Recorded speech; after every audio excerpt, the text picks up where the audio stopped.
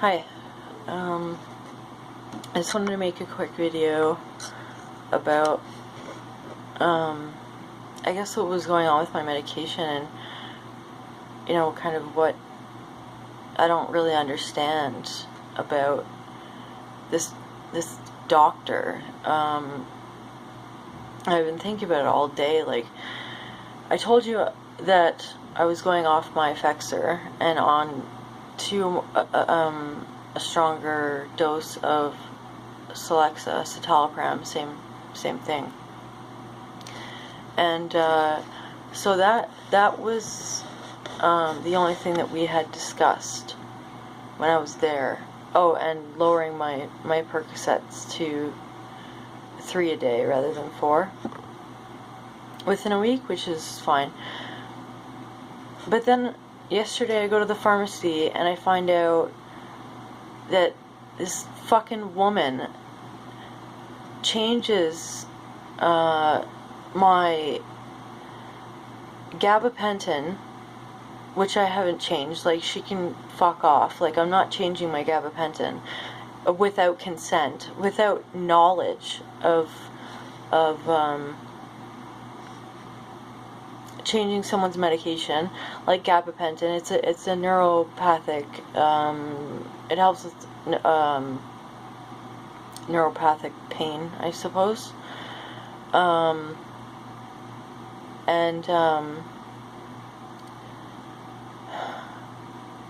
And she lowered my anxiety medication. She took me down a milligram. So that I found out yesterday too. And so that's gabapentin, Effexor, Celexa, clonazepam. That's 4, and Percocets. That's 5. That's 5 different medications that this woman decides to change on me within 2 meetings. I've only seen her twice. I've only met this woman twice. She's not a psychiatrist. She has no business changing any of my anxiety medications, considering about what I just went through, and the fact that I have post-traumatic stress disorder, a panic disorder, major depression. Like, I'm not trying to, like, justify. Well, I'm trying to make some sense of this. Like, there's no justification for her actions at all, because I was out without consent, and you can't do that. That is illegal. You can't just do that. Cut someone's medications that are like that, especially with certain medications that are it's dangerous. It's extremely dangerous to someone's health. And then she has the fucking the ignorance to suggest to me the electroconvulsive therapy. Like, here you go, I'm going to drop you 5 different medications, but I'm going to also suggest to you that you talk to someone about getting your fucking brain shocked. Like, I think this woman should get her fucking brain shocked. Seriously. Like, you don't do that. And it just, like, I just can't, like, catch a break. Seriously. Like, it's just all the fucking time. And I know that there are other struggles. People are struggling with other things, but this is what I'm struggling with. And, like, what's going on within my family, I'm not overly going to speak about it, but what's going on within my family, it's not the greatest. Like, this is what I have to put up with every single fucking day, is,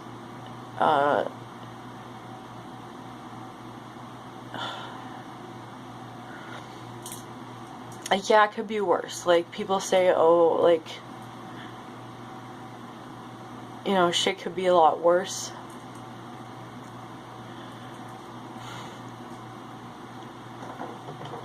Like, I've been a lot worse.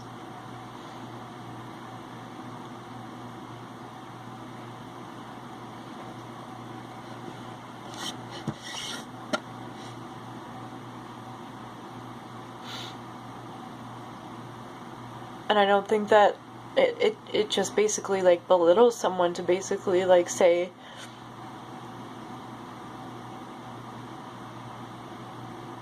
oh, well, you're strong and you can do it and you can get through it, but,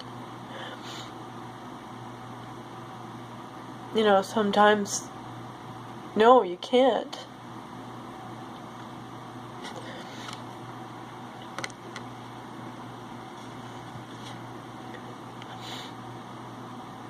Like, what do you do? What do you do in this fucking situation? Like, yeah, I've been homeless before. I've been fucking on the street. I've been a prostitute. I've been through so many different, you know, rehab centers. I've been to a fucking dual diagnosis hospital. I've been to a mental institution. Like, I could list you off a fucking a book about all the shit and stigma that I've had to deal with, and it's just like, don't tell me it could be worse, because it's bad, in my opinion. I mean, yeah, I have a house for now, and I have food. I don't have any money. I have some food. Like, I just, you know, like, I think saying things like that to people, especially with mental illness, it doesn't help in any way, and it doesn't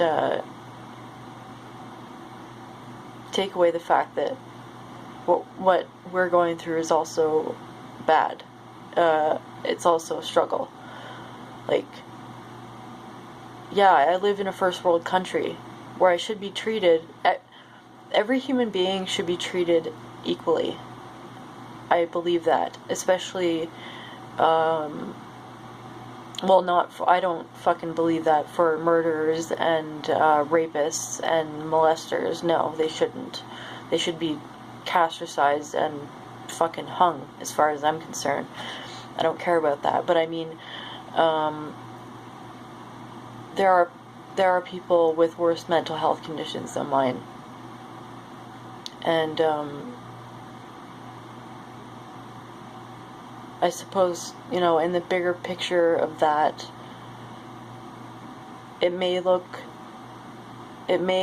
seem like my mental illness struggle is somewhat not as bad. Like, I don't have schizophrenia, I don't have bipolar, you know, I'm not homicidal. Well, there are some people I'd like to fucking whatever, but I mean, in the bigger picture of things, it could be worse, but don't sit there and neglect the fact that what someone has been through has been pretty fucking shitty.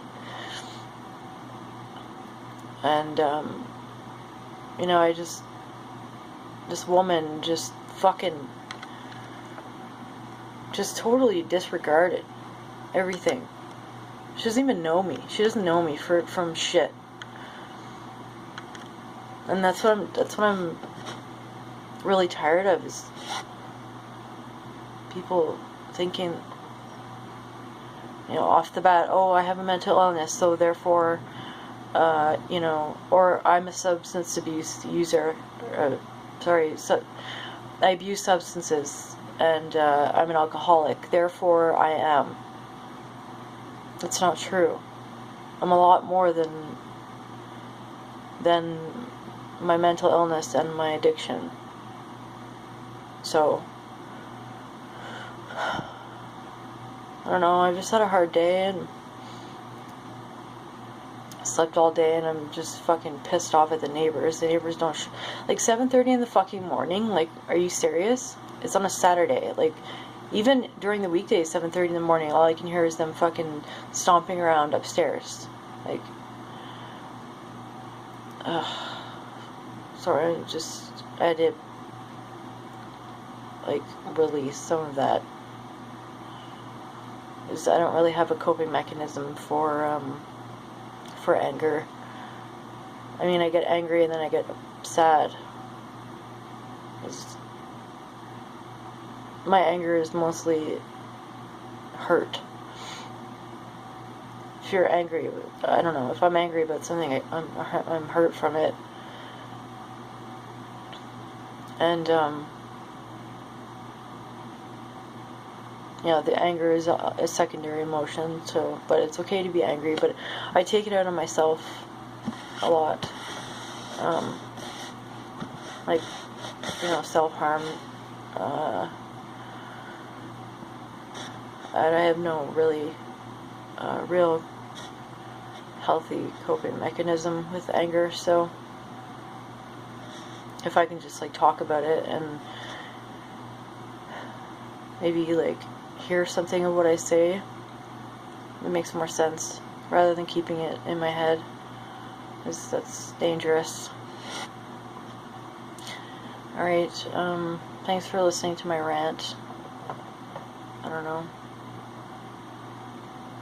Alright, have a good night.